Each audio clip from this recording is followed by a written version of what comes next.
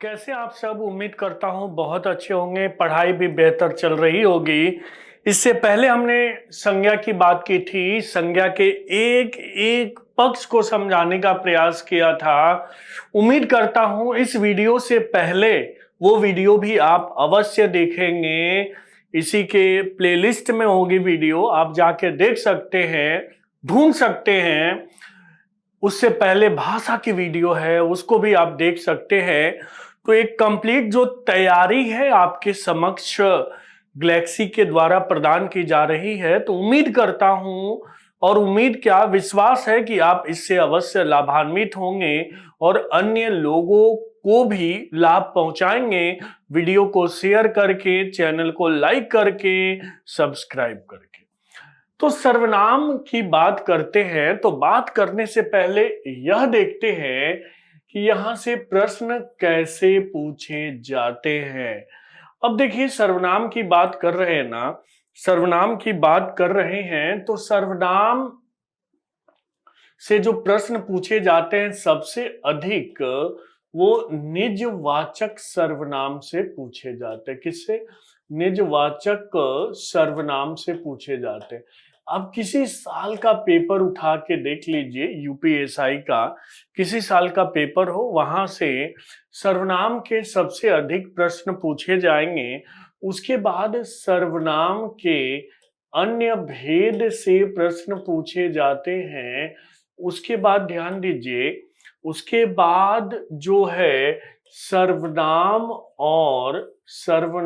और कारक से संबंधित सर्वनाम और कारक को जोड़कर प्रश्न पूछे जाते हैं। शायद ये आपके लिए हो सकता है नया हो, ठीक है। तो अब हम सर्वनाम पे बात करते हैं और आपको पता ही है कि संज्ञा सर्वनाम, संज्ञा संज्ञा सर्वनाम जो हैं, संज्ञा सर्वनाम विशेषण, संज्ञा सर्वनाम विशेषण और क्रिया, ये जो चारों हैं, इन चारों को हम कहते हैं विकारी शब्द। क्या कहते हैं? इन चारों को हम क्या कहते हैं? विकारी शब्द कहते हैं। अब विकारी शब्द में आप देख रहे हैं, विकार मूल शब्द है और ई क्या है? प्रत्यय है। विकार का अर्थ क्या है? परिवर्तन है या फिर क्या है? बदलाव है। ठीक है, तो यानी कि इन सब में चेंज होता है। लिंग के आधार पर चेंज हो जाएगा नेचर, वचन के आधार पर चेंज हो जाएगा, कहीं कहीं कारक के आधार पर भी चेंज होता है। तो लिंग, वचन, कारक के आधार पर अगर परिवर्तन हो रहा है, किसी तीनों, जरूरी नहीं है कि सब में तीनों के आधार पर हो, बस चेंज होना चाहिए, तो उसे हम क्या कहते हैं? विकारी शब्द कहते हैं। जैसे लड़का है तो स्त्रीलिंग है, लड़की है तो पुल्लिंग है, लड़का है तो एक वचन है, लड़के हैं तो बहुवचन है, तो संज्ञा तो चेंज हो ही रही है ना। राम ने है तो कर्ता कारक है, और राम को कह दिया तो कर्म कारक का नेचर हो गया। ठीक है, तो उसी तरह सर्वनाम की बात करने जा रहे हैं हम, तो ये भी साइड में लिख लेंगे। ठीक है, मैं बार बार कहता हूं कि आपको हर कुछ पढ़ाया जाएगा, हर एक कंसेप्ट से आप रूबरू होंगे, हर एक कंसेप्ट से आप परिचित होंगे। बस आप साथ रहिए, ठीक है, और जुड़े रहिए। अब देखिए, सर्वनाम जो है ना, आप देख रहे हैं कि ये सर्व और नाम दो शब्द जुड़े हुए हैं। और नाम की तो बहुत चर्चा हमने कर ली है कि नाम है क्या, नाम है क्या, और खूब बातें की है। तो सर्व का अर्थ होता है सबका, और नाम का क्या अर्थ होता है? संज्ञा। अर्थात सबका संज्ञा, ये क्या बात हुई? अर्थात सबका अर्थात यहाँ सभी है, अर्थात जो सभी संज्ञा, सभी संज्ञा के बदले आता है, संज्ञा के स्थान पर प्रयोग किया जाता है, उसे हम क्या कहते हैं? सर्वनाम कहते हैं। ये तो सभी जानते हैं, अमूमन सब लोग जानते हैं। पहली बात, अगर हम आपसे पूछे, एक प्रश्न पूछे, शायद आप लोग रिप्लाई कर पाए इसे, कि संज्ञा और सर्वनाम में अंतर क्या है। क्या हमने बताया कि आपसे पूछा जाए कि संज्ञा सर्वनाम में अंतर क्या है, आप क्या बताएंगे। ठीक है, मैं यहां लिख रहा हूं संज्ञा सर्वनाम में अंतर।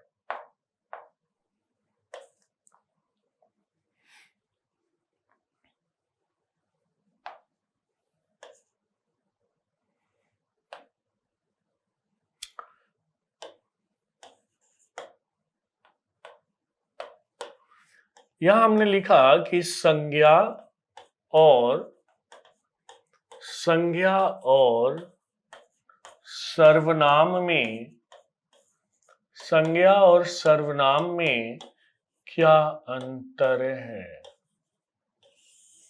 बता सकते हैं संज्ञा और सर्वनाम में क्या अंतर है।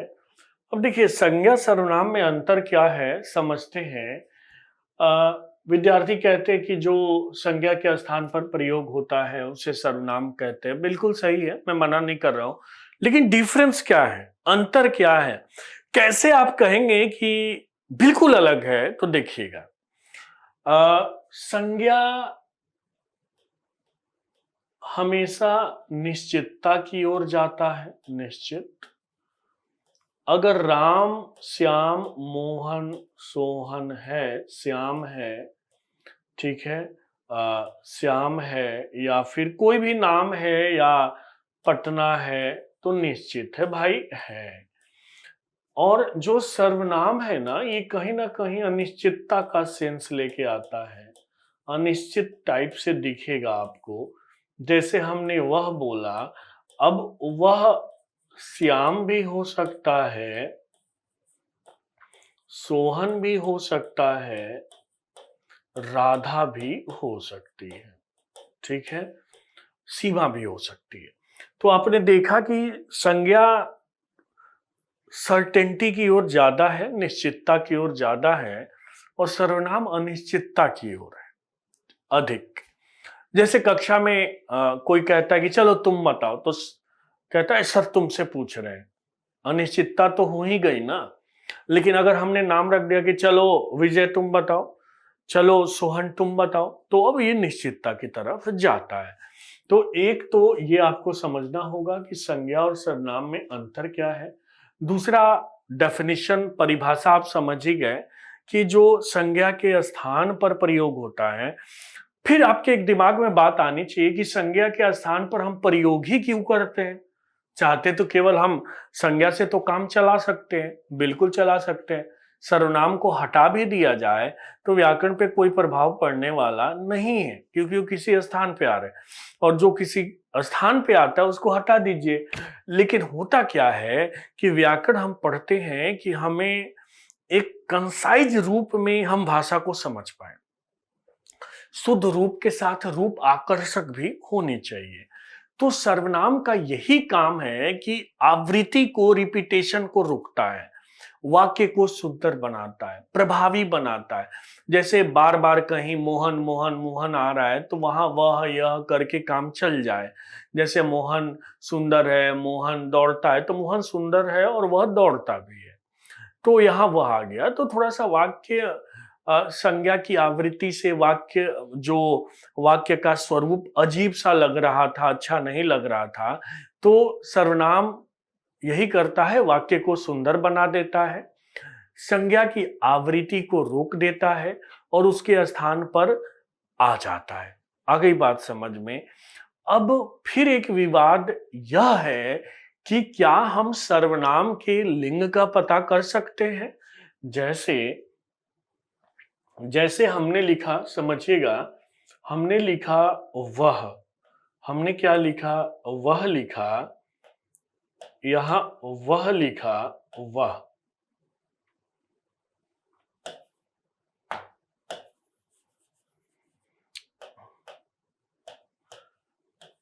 हमने लिखा वह, और आपसे पूछा जाए कि वह का लिंग क्या है, ए और बी ऑप्शन दे दे, समझिएगा, और यहां दे दे कि वह जो है वो स्त्रीलिंग है और ये दे दे कि वह पुल्लिंग है, क्या बताएंगे आप? तो हम पहचान नहीं कर सकते कि वह क्या है, स्त्रीलिंग है या पुल्लिंग है। उसके लिए हमें क्रिया की तरफ जाना पड़ेगा। किधर जाना पड़ेगा? क्रिया की तरफ। तो जैसे अगर हमने लिखा कि वह खाता है, क्या लिखा? वह खाता है। और दूसरे सेंस में लिखा कि वह वह खाती है, वह खाती है। अब यहाँ खाता जो है ये क्या है और खाती है क्या है? इससे हम देखेंगे कि वह जो यहाँ हो गया वो क्या हो गया? पुल्लिंग हो गया। अब वह क्या होगा? स्त्रीलिंग हो गया। तो यानी कि जो मूल सर्वनाम है, ध्यान दीजिए, अब आपके दिमाग में होगा कि सर तुम्हारा और तुम्हारी से तो हम पता कर सकते हैं। तो बिल्कुल, ये मूल सर्वनामों के लिंग का निर्धारण हम स्वतंत्र रूप से नहीं कर सकते। तो मूल जो सर्वनाम है, सर्वनामों मूल सर्वनामों के लिंग का निर्धारण, ध्यान दीजिए, लिंग का निर्धारण स्वतंत्र रूप से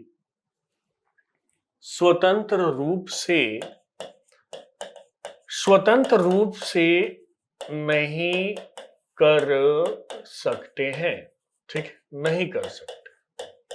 उसके लिए हमें कहां जाना होगा? क्रिया के तरफ। क्रिया के माध्यम से हम करते हैं। फिर आपके अब दिमाग में एक बात आ रही होगी कि ये मूल सर्वनाम क्या है। तो बिल्कुल, जो मूल सर्वनाम है उसी से अन्य जितने भी सर्वनाम आप देखते हैं, तुम्हारा, तुमको, तुमसे, तो इसमें मूल रूप क्या है? तुम है, मुझे, मेरा। ठीक है, तो इसमें मूल रूप क्या है? मैं है।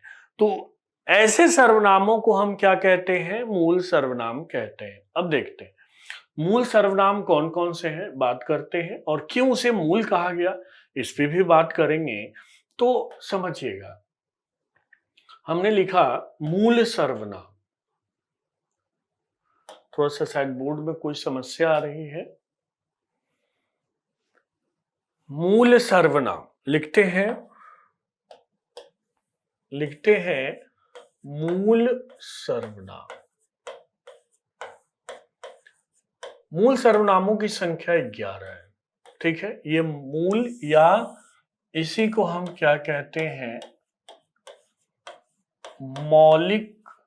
इसी को हम कहते हैं मौलिक सर्वनाम। मूल सर्वनाम या मौलिक सर्वनाम। मूल सर्वनाम कौन कौन से हैं? यह, वह, तू या तुम, यह वह, तू या तुम, जो, और विकारी रूप में चलता है सो, कौन, क्या, कोई, कुछ और आप। अब देखिए कितने हो गए? 2, 3, 4, 5, 6, 7, 8, 9, 10। एक और रहता होगा, मैं रहता है, यहां 2 रहते मैं। 1, 2, 3, 4, 5, 6, 7, 8, 9, 10, 11। ये 11 मूल सर्वनाम है। ठीक है, इन्हीं से जितने भी सर्वनाम आप देखते हैं सब इन्हीं से बने हुए हैं। तो सॉरी, जो ये मूल सर्वनाम है ना, मौलिक सर्वनाम, इन्हीं का हम लिंग निर्धारण नहीं कर सकते स्वतंत्र रूप से। लेकिन अगर जो यौगिक सर्वनाम है, मतलब कुछ जुड़ के बने, जैसे मैं है तो मेरा, मेरी बन जाए, तो ये यौगिक हो गया, क्योंकि मूल रूप तो मैं है। तो मेरी है तो इसका तो पता कर लेंगे, लेकिन मूल का हम पता नहीं कर सकते। लिंग का यहां से बहुत बार प्रश्न पूछा जाता है, पूछा गया है। ठीक है, अब हम आगे की बात करते हैं। कि सर्वनाम के भेद कितने होते हैं। तो इसमें कोई डाउट नहीं होना चाहिए, सर्वनाम के 6 भेद होते हैं, ठीक है, ध्यान दीजिएगा।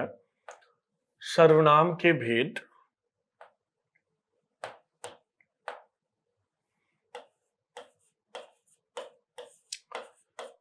सर्वनाम के भेद, सर्वनाम के जो भेद होते हैं 6 भेद होते हैं, ध्यान रखिए। कितने सर्वनाम के भेद होते हैं? 6 भेद होते हैं, ठीक है। कौन कौन सा, इसकी हम बात करते हैं। पुरुषवाचक सर्वनाम, इस पे भी बड़ी विवाद है कि नाम पुरुषवाचक क्यों है, इस पे भी बात करेंगे। पुरुषवाचक सर्वनाम,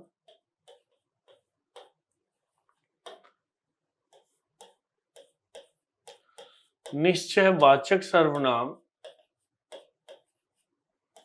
निश्चयवाचक सर्वनाम,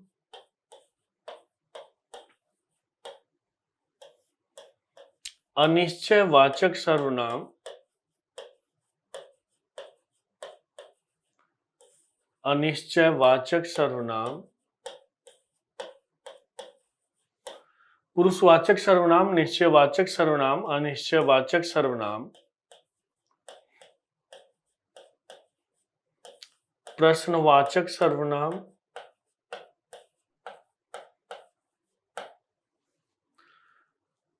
पुरुषवाचक सर्वनाम, निश्चयवाचक सर्वनाम, अनिश्चयवाचक सर्वनाम, प्रश्नवाचक सर्वनाम,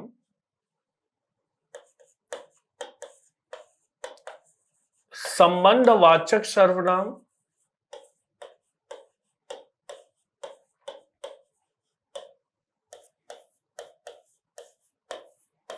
निजवाचक सर्वनाम।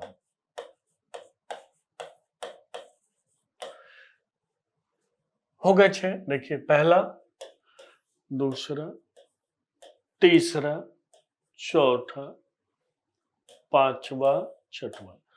अब कोई ऐसा सीक्वेंस नहीं है कि पहला पुरुषवाचक होगा या दूसरा ये होगा वो होगा, ऐसा कुछ नहीं है, तो ध्यान रखिएगा, ठीक है। कोई भी पहले या बाद में आप लिख सकते हैं, इसमें आपको डाउट नहीं होनी चाहिए, ठीक है। क्या हमने बताया, किसी को भी आप पहले या बाद में लिख सकते हैं। अब हम आगे की बात करते हैं, पुरुषवाचक सर्वनाम की बात करते हैं। इसको नोट डाउन कर लीजिएगा, लिख लीजिएगा। अब हम पुरुषवाचक सर्वनाम की बात करते हैं। अगर आप, एक बात बताऊं, अगर आप इतना डिटेल में पढ़ ले रहे हैं ना, यकीन मानिए किसी भी परीक्षा में, एसआई तो छोड़ दीजिए, जहां हिंदी से संबंधित प्रश्न आते हैं, पूछे जाते हैं, तो वहां आप गलत कर ही नहीं सकते, क्योंकि आप कंसेप्ट से पढ़ रहे हैं, याद नहीं कर रहे हैं। और व्याकरण कोई याद करने की चीज भी नहीं है कि आपको याद करवा दिया जाए, ठीक है। हमें नहीं याद है, ठीक है, कंसेप्ट है, कंसेप्ट आप पूछेंगे मैं बता दूंगा, ठीक है। तो रटना तो बिल्कुल नहीं है। भेद कितने होते हैं, दिमाग में होगा ये रटना है, ये भी नहीं रटना है, आपके दिमाग में आ जाएगा ये यूज होता है तो इसलिए भेद है, ठीक है। अब हम पुरुषवाचक सर्वनाम की बात करते हैं। पुरुष ऐसे लिखते हैं, ध्यान दीजिएगा, बड़ी यू की मात्रा नहीं होती। पुरुषवाचक सर्वनाम आप लोग अक्सर देखते हैं पुरुष और गुरु गलत लिखते हैं, गुरु ऐसे लिखेंगे छोटे में, ध्यान दीजिएगा, गुरु ऐसे नहीं लिखेंगे। लेकिन जब गुरुपदेश लिखना होगा तो उ मिल के बड़ी उ हो जाती है, तब ऐसे आप लिखते हैं, ठीक है। तो ये सब ध्यान देना होगा, छोटी चीजें हैं लेकिन काम की चीजें हैं। अब वाचक का अर्थ हम शुरू से बताते आ रहे हैं। वाचक का क्या अर्थ है? संबंधित। क्या बताया हमने? वाचक का अर्थ क्या है? संबंधित है। और पुरुष, पुरुष, पुरुष, पुरुष। अब बड़ी समस्या एक मैं अक्सर सुनता हूं कि लोग बोलते हैं कि सर इस स का उच्चारण कैसे करें, इस स का उच्चारण और इस स का, ठीक है। इसको आपको पता होगा, इसको हम तालव्य स कहते हैं और इसको हम क्या कहते हैं? दंत स कहते हैं और इसको क्या कहते हैं? मूर्धन्य स कहते हैं। सलजम और षटकोर और सपेरा वाला स नहीं कहेंगे, ठीक है, गलत होता है ये। देखिए, आप कुछ हिंदी में भले आप लिखने में तीनों का प्रयोग करते हैं, लेकिन जब उच्चारण की बात आती है ना, तो घूम फिर के आपको इसी स का करना पड़ता है। कितने लोग मुंह बना के स, ऐसा कुछ नहीं है, आप कर ही नहीं पाएंगे। ना आप तालव्य से उच्चारण कर पाएंगे, ना मूर्धन्य से कर पाएंगे। मैं बताता हूं। वैदिक संस्कृत में जो वैदिक संस्कृत का ज्ञाता होगा वो शायद कर ले। हिंदी में तो मुझे नहीं लगता कि पॉसिबल है कि आप कर ले। हाँ, ये लिखते जरूर हैं तीनों अलग अलग, लेकिन जब भी उच्चारण की बात आएगी हम दंत पे पहुंच जाते हैं। ठीक है, ऐसे नहीं कि शलजम ऐसे बोल देने से नहीं होगा। तालु और सपेरा, ठीक है, सुलजम, तो फिर इसको कैसे बोलेंगे मूर्धन्य को? समझ रहे हैं? तो बस स बोलिए, काम चलेगा। ठीक है, हाँ, बता दीजिए कि यहाँ तालव्य श है, यहाँ मूर्धन्य स है, ठीक है, या यहाँ दंत स है। तो पुरुषवाचक जो सर्वनाम है और वाचक का अर्थ संबंधित, पुरुष का अर्थ क्या केवल पुरुष है? क्या केवल पुरुष है? तो इसको कामथा प्रसाद गुरु ने कहा कि यहाँ पुरुष का संबंध केवल स्त्री पुरुष से नहीं है। अब आपके दिमाग में होगा कामता प्रसाद कौन है? कामता प्रसाद गुरु को सर्वश्रेष्ठ व्याकरण माना जाता है, ठीक है, अभी तक, ठीक है। और उस समय जब व्याकरण नहीं था तो उन्होंने लिखने का प्रयास किया था और बहुत कुछ आज भी सार्थक है। तो पुरुष, यहाँ पुरुष का संबंध केवल पुरुष से नहीं है, स्त्री और पुरुष दोनों से है। फिर विवाद उठा तो फिर इसको स्त्री पुरुषवाचक सर्वनाम कर दीजिए, क्या है, स्त्री ही तो लगानी है इसमें। तो कहे नहीं, स्त्री पुरुष के स्थान पर हम इस पुरुष को पुरुष न मान के क्या मानेंगे, पौरुष मानेंगे। तो फिर बोला गया कि पौरुष तो भाववाचक है। नहीं, पौरुष का अर्थ होगा कि जिसमें मतलब जो कुछ दिखे, समझे, समझ पाए, उसका सेंस है। जैसे राम के स्थान पे लगा सकते हैं, श्याम के स्थान पे लगा सकते हैं, लड़का के स्थान पे लगा सकते हैं, लड़की के स्थान पे लगा सकते हैं। वह वस्तु मीन्स इस तरह का जो एक तरह से दिखाई दे, ठीक है, तो संज्ञा के स्थान पे। तो फिर आपके दिमाग में होगा क्या भाववाचक संज्ञा के स्थान पर आ, सर्वनाम का प्रयोग होता है, तो उस पर हम बात करेंगे, ठीक है। तो अर्थात पुरुषवाचक सर्वनाम अर्थात स्त्री पुरुष के स्थान पर जो प्रयोग किया जाए, या जिस सर्वनाम का प्रयोग स्त्री पुरुष दोनों स्थान पे, और ब्रैकेट में आप पौरुष लिख सकते हैं, सामने वाला समझ जाएगा, दोनों दोनों के स्थान पर प्रयोग किया जाए तो उसे हम क्या कहते हैं? पुरुषवाचक सर्वनाम कहते हैं। अब पुरुषवाचक सर्वनाम को सहूलियत के लिए 3 भागों में बांट दिया गया, ठीक है, ठीक है। कौन कौन सा? तो एक कहलाया उत्तम पुरुष, उत्तम पुरुष, दूसरा कहलाया मध्यम पुरुष, मध्यम पुरुष, और तीसरा कहलाया अन्य पुरुष। प्रथम पुरुष नहीं लिखेंगे, संस्कृत है वो, यहाँ प्रथम पुरुष का कोई मतलब नहीं है। अब उत्तम पुरुष कहते किसे हैं? तो जैसे आपको पता है कि हर व्यक्ति अपने आप को क्या समझता है? उत्तम। सामने वाला को मध्यम समझता है। तो उत्तम पुरुष में खुद खुद यानी कि यहाँ बोलने वाला होगा, वक्ता होगा। अब बेचारा मध्यम, सामने वाला सुन रहा है तो श्रोता होगा। और ये दोनों मिलके जिसके विषय में बात करते हैं, जिसकी चुगली करते हैं, तो उसे क्या कहा जाएगा? अन्य पुरुष कहा जाएगा। यानी कि वक्ता श्रोता मिलके जिसके विषय में बात की जाती है, जिसके विषय में बात की जाए, ठीक है, उसे हम क्या कहेंगे? अन्य पुरुष कहेंगे। अब जो 11 सर्वनाम है, समझिएगा, उसमें उत्तम पुरुष, मध्यम पुरुष और अन्य पुरुष कौन है? अब हम इस पे बात करेंगे। जो 11 मूल सर्वनाम है, समझिएगा और उसको लिख भी लीजिएगा।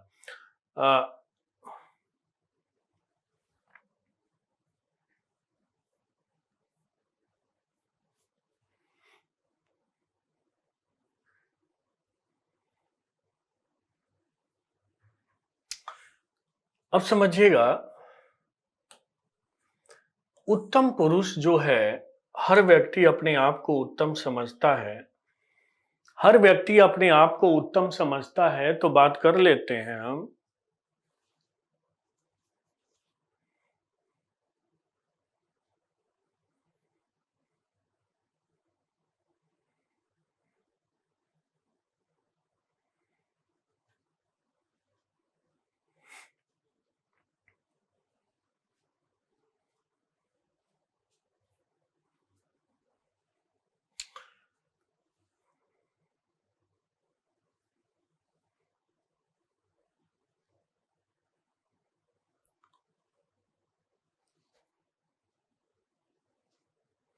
थोड़ा सा रुक जाएंगे, कुछ समस्या आ गई है, लग रहा है बोर्ड में हैंग हो रहा है बोर्ड, तो थोड़ा सा मुझे समय दे देंगे, 1-2 मिनट, फिर ठीक हो जाएगा। हाँ, अब देखिए, यहाँ जो बात की जा रही है, उत्तम पुरुष की बात की जा रही है, तो जो 11 सर्वनाम है उसमें यहाँ मैं आ जाता है, ठीक है। मध्यम पुरुष में तू आ जाता है या तुम आ जाता है, लेकिन हिंदी की ऐसी विशेषता है कि हम तुम तू ना बोल के आप कहते हैं, तो यहाँ आपका भी प्रयोग होता है। बाकी जितने बचते हैं, ध्यान दीजिए, वो सब अन्य पुरुष में आते हैं। ये आपको अटपटा लग रहा होगा, बिल्कुल आते हैं। जैसे यह, वह, जो, सो, कौन, क्या, कोई, कुछ, आप भी इसमें आता है। तो आपका प्रयोग 2 जगह दिखा। तो 1 2 3 4 5 6 7 8 9 10 11, तो आप देख रहे हैं। तो कभी कभी आपसे पूछेगा कि जो किस में आएगा, अन्य पुरुष, और इसके अलावा जो को हम और अलग करते हैं समझने के लिए, तो यह वह जो है, ध्यान दीजिए, ये निश्चयवाचक में आ जाता है। किस में आ जाता है? निश्चयवाचक में। जो सो किस में आ जाता है? संबंधवाचक में आ जाता है, लेकिन है ये इसी का, अन्य पुरुष का ही। कौन क्या किस में आ जाता है? प्रश्नवाचक में आ जाता है। प्रश्नवाचक में आ जाता है, प्रश्नवाचक सर्वनाम में। कोई कुछ किस में आ जाता है? अनिश्चयवाचक में आ जाता है। किस में आ जाता है? अनिश्चयवाचक में आ जाता है, समझिएगा। और आप जो है ये निजवाचक में आ जाता है। किस में आ जाता है? निज निजवाचक सर्वनाम में आ जाता है। तो मुझे नहीं लगता अब आपको कोई प्रॉब्लम होगी अगर ऐसे आप पढ़ लेते हैं। तो हमने बताया कि आपका जो आप प्रयोग देखते हैं, उत्तम पुरुष में भी देखते हैं। क्या बताया? आपका जो प्रयोग है वो उत्तम पुरुष में भी सॉरी, मध्यम पुरुष में भी देखते हैं और अन्य पुरुष में भी देखते हैं। ठीक है, तो यहां तक आप लिख लीजिए, यहां तक आप लिख लीजिए।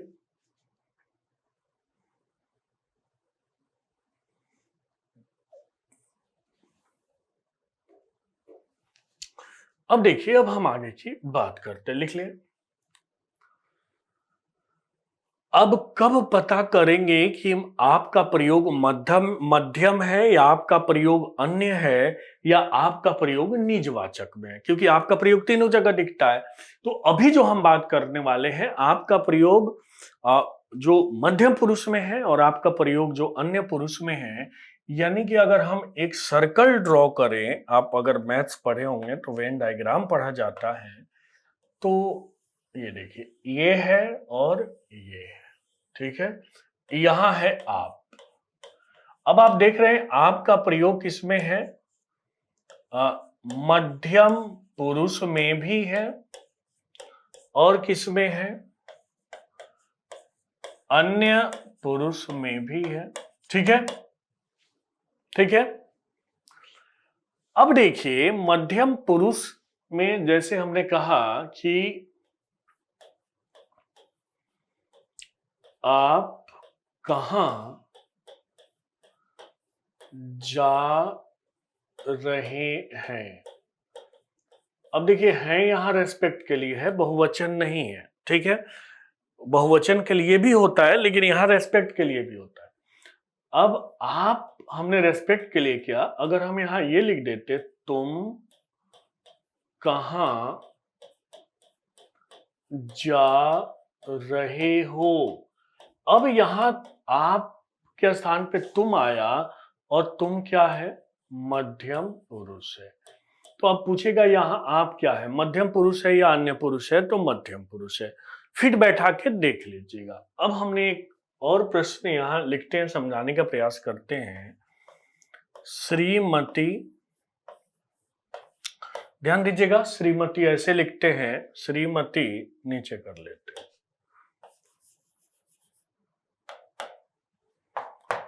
श्रीमती, श्रीमती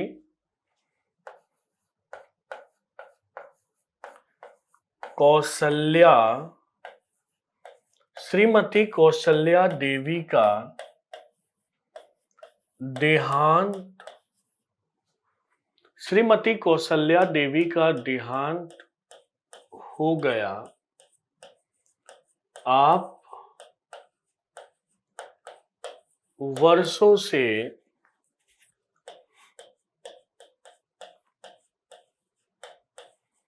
बीमार थी। अब यहां क्या है, श्रीमती कौशल्या देवी का देहांत हो गया, वह वर्षों से क्या थी, बीमार थी। तुम वर्षों से बीमार थी तो फिट बैठेगा नहीं, और वह किस में आता है, अन्य पुरुष में। तो यहां आपका प्रयोग किस रूप में आया है, अन्य पुरुष में आया है। ये अवश्य याद रखिए, मैं बार बार बोलता हूं, यहां से खूब प्रश्न पूछे जाते हैं। क्या हमने बताया, यहां से खूब प्रश्न पूछे जाते हैं। चलिए हमने लिखा आप आए, बाहर आई। यहां आप क्या है, ए ऑप्शन मध्यम पुरुष, बी ऑप्शन अन्य पुरुष। एक और दे देते हैं, चलिए ये पहला क्वेश्चन मान लेते हैं, यहां दूसरा लिखते हैं। प्रेमचंद, प्रेमचंद कहानीकार थे, आप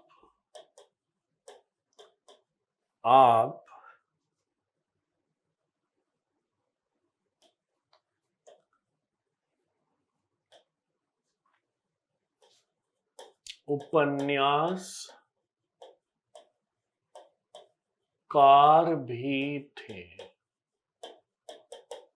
क्या उत्तर होगा, सेम ऑप्शन है, ए ऑप्शन, ये आप अंडरलाइन है, और ए ऑप्शन है मध्यम पुरुष, और बी ऑप्शन है अन्य पुरुष।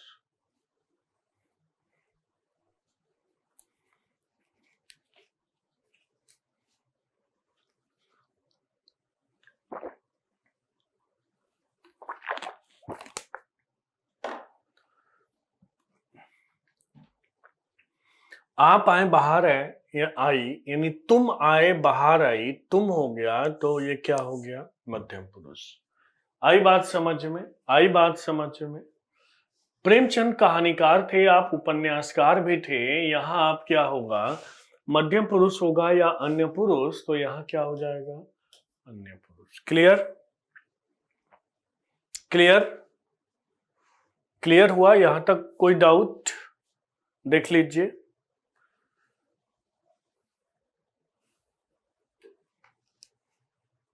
कोई डाउट हो तो कमेंट सेगमेंट में आप कमेंट कर सकते हैं, बताने का प्रयास किया जाएगा, बिल्कुल किया जाएगा। अब देखिए,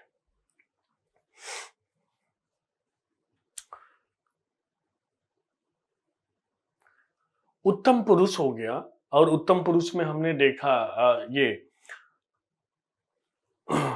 कैसे मध्यम पुरुष हो गया, अन्य पुरुष हो गया, ठीक है, ये पुरुषवाचक। पुरुषवाचक सर्व अब बिल्कुल सरल हैं सब, ठीक है, बिल्कुल सरल है और बचपन से आप पढ़ते आ रहे हैं, ये भी बात है यहाँ, ठीक है। तो अब जो बात करते हैं, कोई भी हम पहले बाद में कर लेंगे, कोई जरूरी नहीं है जैसे सीक्वेंस में पर लिखी गई है वैसे ही बात करेंगे। हम बात करते हैं प्रश्नवाचक सर्वनाम की, किसकी? प्रश्नवाचक सर्वनाम। अब प्रश्नवाचक क्या है? तो प्रश्न पूछने का काम करता है, जिस सर्वनाम का प्रयोग प्रश्न पूछने के लिए किया जाता है, ठीक है। क्या तुम आओगे? ठीक है, इसमें क्या आता है? क्या,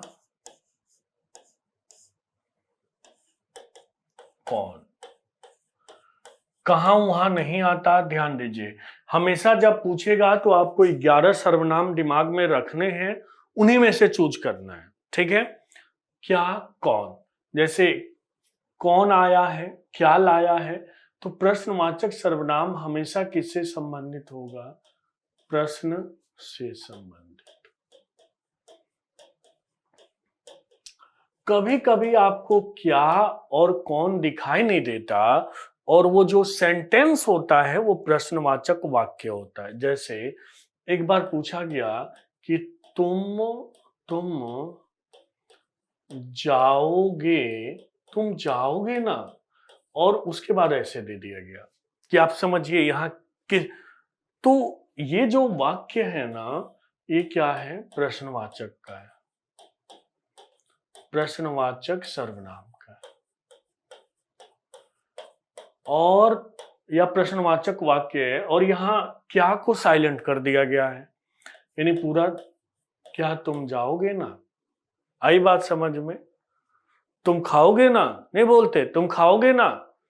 तो प्रश्नवाचक सर्वनाम हमेशा प्रश्न पूछने के लिए किया जाता है, ठीक है। अब प्रश्नवाचक के बाद निश्चयवाचक सर्वनाम है,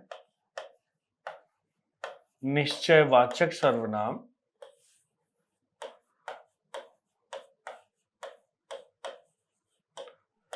अब निश्चयवाचक सर्वनाम जो है, इसका प्रयोग किसके लिए किया जाएगा? निश्चितता के लिए, ठीक है।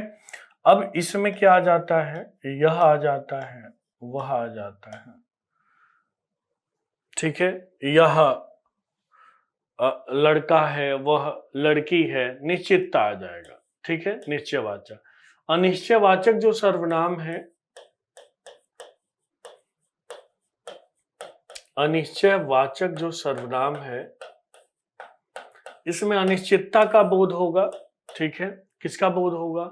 अनिश्चितता का बोध होगा। कोई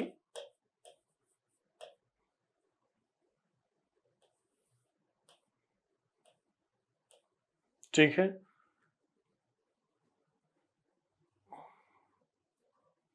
कुछ आ जाएगा, बताया भी था, कोई आया है, कुछ लाया है, क्या ला पता नहीं चल रहा है, अनिश्चितता है।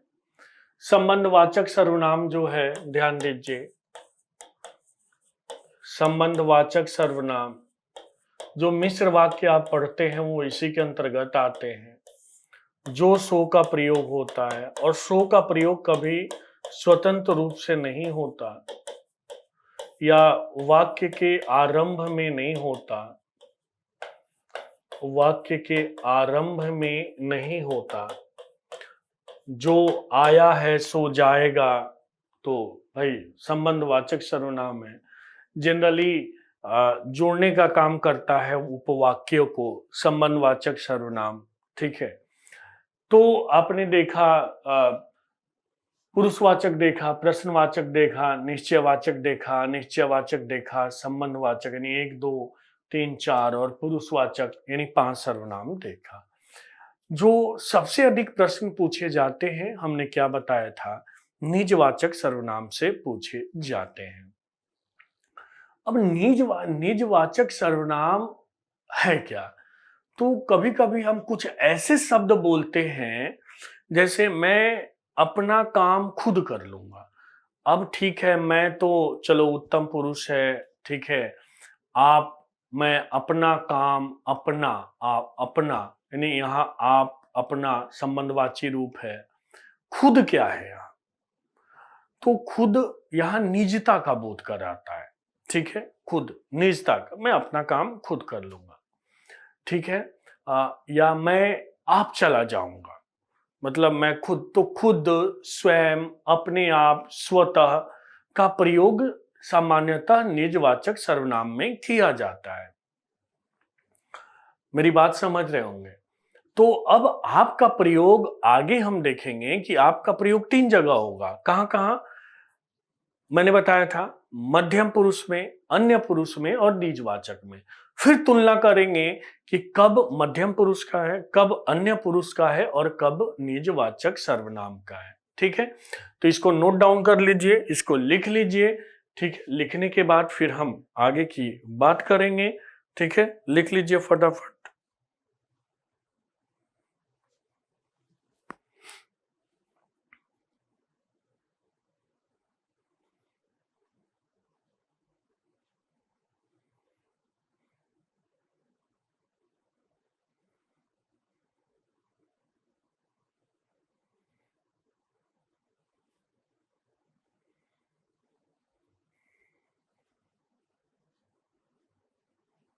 हो गया? अब चलिए, अब हम जो बात कर रहे हैं वो हम करेंगे निजवाचक सर्वनाम की। किसकी बात करेंगे हम? अब निजवाचक सर्वनाम क्या है? तो जैसे निज मतलब खुद, स्वयं, स्वतः।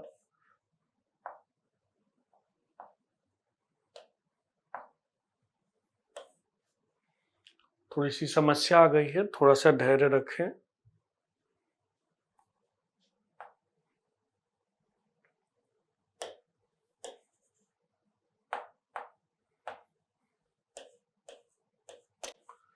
निज, निजवाचक सर्वनाम, निज का अर्थ क्या है? स्वतः, खुद, अपने आप, ठीक है, स्वयं, इन सब का प्रयोग होता है। यानी निजता, निजता, जिस सर्वनाम का प्रयोग निजता के लिए होता है, खुद के लिए। अब खुद के लिए तो फिर उत्तम पुरुष दिमाग में आ जाएगा, नहीं, यहां निजता लिखिए, ठीक है। जैसे मैं अपने आप चला जाऊंगा। बात समझ में आ गई होगी? आप है। अब देखिए, जो मध्यम पुरुष का आप है, समझिएगा, जो मध्यम पुरुष और अन्य पुरुष का आप है, उसका प्रयोग हमेशा किसी दूसरे के लिए होगा, दूसरे के लिए होगा। और जो निजवाचक का आप है, निजवाचक का आप है, इसका प्रयोग स्वयं के लिए होगा। किसके लिए होगा? स्वयं के लिए होगा। आई बात समझ में? क्लियर हुआ? क्लियर हुआ यहां तक? तो अब हम अगली क्लास में बात करेंगे। अगली क्लास में संज्ञा और सर्वनाम से संबंधित प्रश्न पे बात करेंगे और यूपीएसआई के प्रश्नों पे बात करेंगे।